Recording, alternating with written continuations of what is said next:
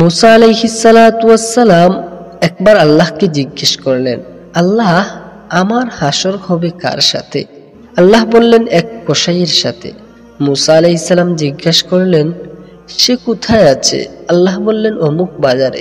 তখন মুসা আলাইহিস সালাতু ওয়াস সালাম ওই বাজারে গেলেন এবং কসাইকে দেখলেন সারাদিন গোশত বিক্রির পর কিছু গোশত নিয়ে বাড়িতে যাচ্ছে। মুসা আলাইহিস সালাম তার পিছে পিছে গেলেন এবং তাকে বললেন, আমি আজ আপনার মেহমান হতে চাই। সে রাজি হলো। তখন মুসা আলাইহিস সালাম দেখলেন বাড়িতে গিয়ে সে প্রথমে তার বৃদ্ধা মাকে গোসল করালো এবং গোশত রান্না করে খাওয়ালো। তখন তার মা তার জন্য দোয়া করলেন, আল্লাহ, আমার ছেলের হাসর যেন এই জামানার নবীর সাথে হয়। এটা শুনে মুসা আলাইহিস সালাম হাসলেন। কসাই বলল, আমি প্রতিদিন যথাসাধ্য আমার মায়ের খেদমত করার চেষ্টা করি, আর আমার মা প্রতিদিন আমার জন্য এই দোয়া করেন।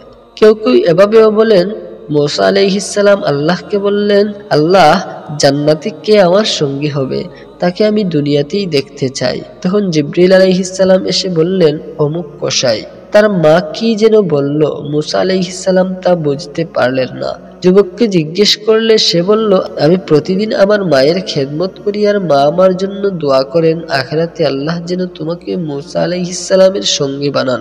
অবশ্যই মুসা আলাইহিস সালাম যুবককে বললেন, তুমি সুসংবাদ গ্রহণ করো, আল্লাহ তোমার মায়ের দোয়া কবুল করেছেন। জান্নাতে আমার সঙ্গীকে আমি আল্লাহর কাছে দুনিয়াতেই তাকে দেখার আবদার করেছি। তখন তোমার নামই বলা হয়েছে। আমি তোমার বিশেষ কোনো আমল পাইনি মায়ের খেদমত ছাড়া। মায়ের খেদমতের এমনই পুরস্কার। মায়ের খেদমতের ফজিলত বলতে গিয়ে এই কিস্সাটি বলা হয়, কিন্তু এর কোনো সনদ পাওয়া যায় না। মাফাতিহুল জিনান এই কিস্সাটি উল্লেখ করা হয়েছে, কিন্তু সনদবিহীন, আর বাস্তবে এর কোনো সনদ খুঁজেও পাওয়া যায় না। এটি গল্পকার বা অসতর্ক বক্তাদের বানানো কিস্সা হওয়ার সম্ভাবনাই বেশি। যাই হোক, মায়ের খেদমত বিষয়ে প্রচুর আয়াত হাদিস রয়েছে। মায়ের খেদমতের প্রতি উদ্বুদ্ধ করার জন্য সেগুলোই বলা উচিত। এ জাতীয় ভিত্তিহীন কিস্সা কাহিনী বলা সমীচীন নয়।